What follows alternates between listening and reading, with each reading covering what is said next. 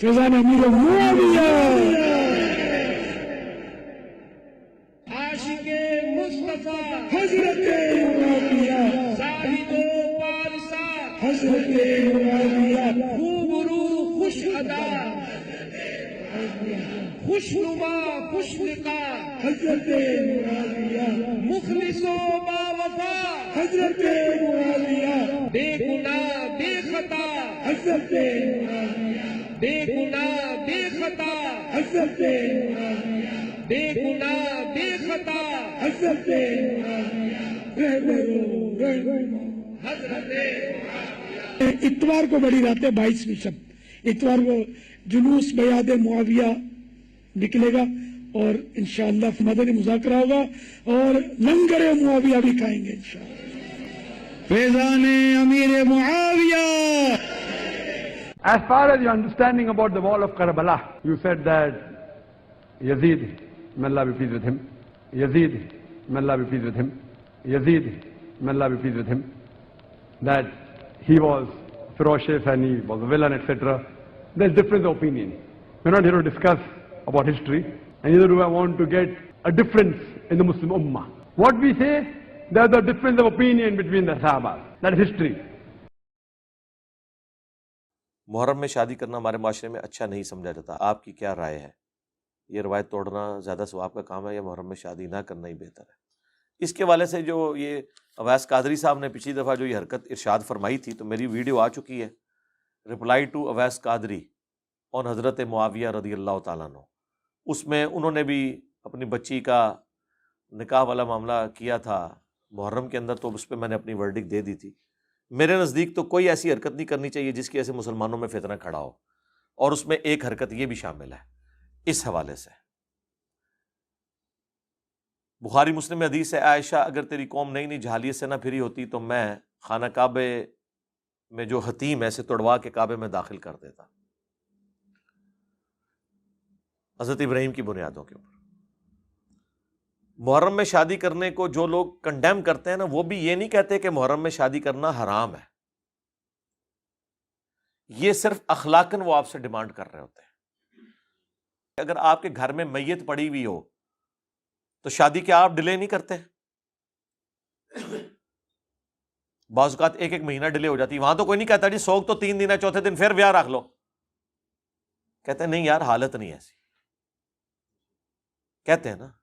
تو اس دن مسلمانوں کے اس 10 محرم کے دن یا محرم کے پہلے 10 دنوں میں مسلمانوں پہ ایک افتاد ٹوٹی ہوئی ہے کربلا کی شکل میں، جس کی تکلیف آج تک ہم فرقہ واریت کی شکل میں کاٹ رہے ہیں. خام خواہ اس طرح کے معاملات کو لے کے چلنا، اور اس کو سپورٹیو میں وہ حدیث بیان کروں گا بخاری کی کہ واشی تیرا اسلام تو قبول ہے لیکن اپنی شکل مجھے نہیں دکھانی. یہ وہ شخص کہہ رہا ہے جو حریص علیکم بالمؤمنین رؤوف الرحیم ہے، وہ بھی اپنے جذبات پہ اس حوالے سے قابو نہیں رکھ پا رہے کہ تو نے حمزہ کو قتل کیا، اگرچہ تو مسلمان ہو گیا، تیرا گناہ بھی معاف ہے، لیکن مجھے شکل نہیں دکھانی، مجھے اپنا چچا یاد آتا ہے. اب اسے کوئی کہے گا کہ بغض واشی تھا حضور کے دل میں، بغض واشی ہوتا تو حضور بدلہ لیتے. ہاں دل میں غم حمزہ تھا، وہ غم تو قیامت تک جاری رہے گا. غم حسین ختم نہیں ہوگا، وہ جاری رہے گا.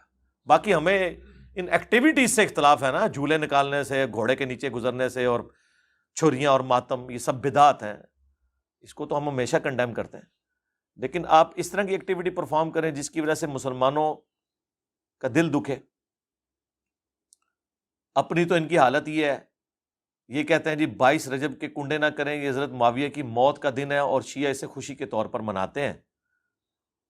حالانکہ شیعہ کا کوئی مسئلہ لینا دینا ہی نہیں ہے حضرت معاویہ کی ڈیتھ کے ساتھ، وہ حضرت امام جعفر کے ساتھ اسے منسوب کرتے ہیں. لیکن وہ کہانی ہر ایک کو کرائی گئی ہے، جس طرح انہیں کہانی کرائی گئی ہے کہ یہ چوتھے خلیفہ کو نہیں مانتے، اور چوتھے خلیفہ نو جڑے نہیں سن منتے نا انہوں تو اسی آج تک چنگا نہیں سمجھتے. ٹھیک ہے، ہمارے امام نے شعر کہہ دیا، ان کان رفضا حب آل محمد فلیشہد الثقلان انی رافضی. اگر اہل البیت کی محبت کا نام رافضی ہونا ہے تو جنوں انس گواہ ہو جاؤ ہم رافضی ہیں. امام شافعی نے یہ شعر کہہ دیا، تو وہ چوتھے خلیفہ کی محبت میں ہی کہا ہوا ہے نا، اہل البیت کی محبت میں ہی کہا ہوا ہے نا علیہم السلام. تو پھر میں یہاں پہ پھکی دیتا ہوں کہ جو لوگ اتنے سینسٹیو ہیں امیر شام کے معاملے میں، ٹھیک ہے، تو یہ بھی پھر اس طرح کیا کریں نا کہ جب امیر شام کی وہ ڈیتھ کا موقع آتا ہے تو یہ سنیوں کو کہا کریں کہ اس دن خوب شادیاں کیا کرو، حضرت معاویہ کے مرنے کے اوپر خوشیاں خوب منایا کرو کہ وہ اللہ کی جنتوں میں پہنچ گئے ہیں. یہ کریں گے تو آپ 10 محرم کے اوپر لوگوں کو شادیوں کی ترغیب کیوں دلا رہے ہوتے ہیں؟ آپ کے لیے وہ سینسٹیو ایریا بن جائے گا. ہم کہتے ہیں وہ بھی نہیں ہونا چاہیے، ہمارے لیے یہ سینسٹیو ایریا بن جائے گا.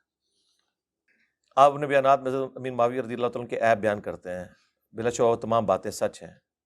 اچھا آگے پھر کیا مسئلہ رہ گیا؟ آپ نے مگر ایک ایسا مسئلہ جس میں امت کا اختلاف کا خدشہ ہے اس کو اچھالا. میں نے کون سا اختلاف کرایا جی؟ نہ میں صفین کرائی جے، نہ میں سنی شیعہ فرقے بنائے جے، نہ حالت تک حضرت معاویہ تے جو ممبرات لعنت ہو رہی ہے وہ میں شروع کرائی ہے.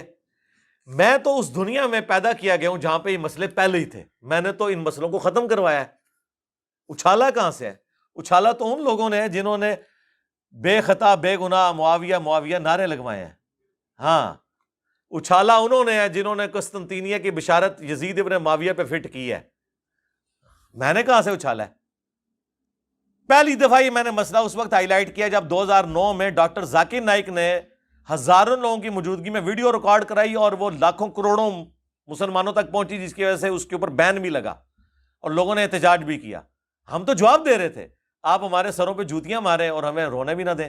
میں نے کسی وابی مولوی کو نہیں دیکھا کہ وہ ذاکر نائک کا رد کرے، اور جب ہم نے جواب دیا ہمارے رد پہ آ گئے. اس کا مطلب ہے یہ یزید کے ساتھ ہیں.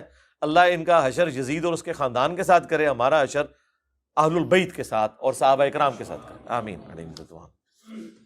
علی بھائی حضرت علی کا ساتھ دینے پر پوچھنے پر حضرت عمار کا منافقین والی بات کا ذکر کرنا ان کا صرف اجتہاد تھا یا کسی اور طرف اشارہ تھا؟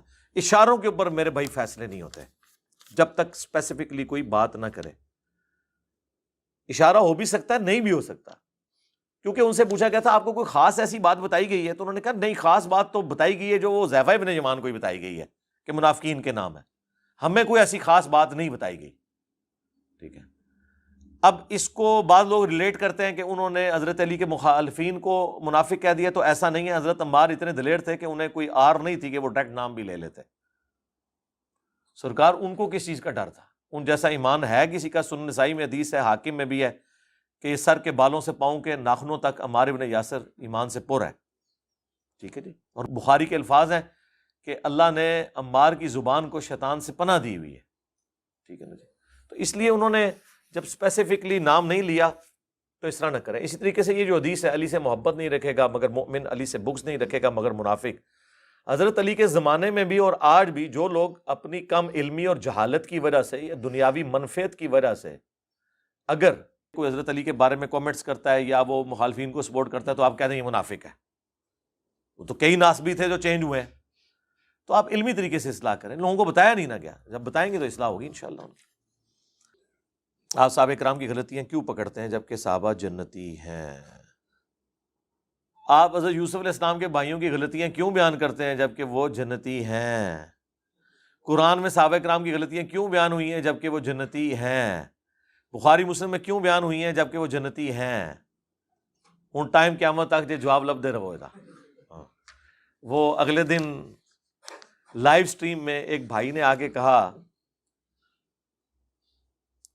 کہ کیا قیامت کے دن پوچھا جائے گا کہ آپ نے یہ حدیث بیان کی تھی کہ نہیں؟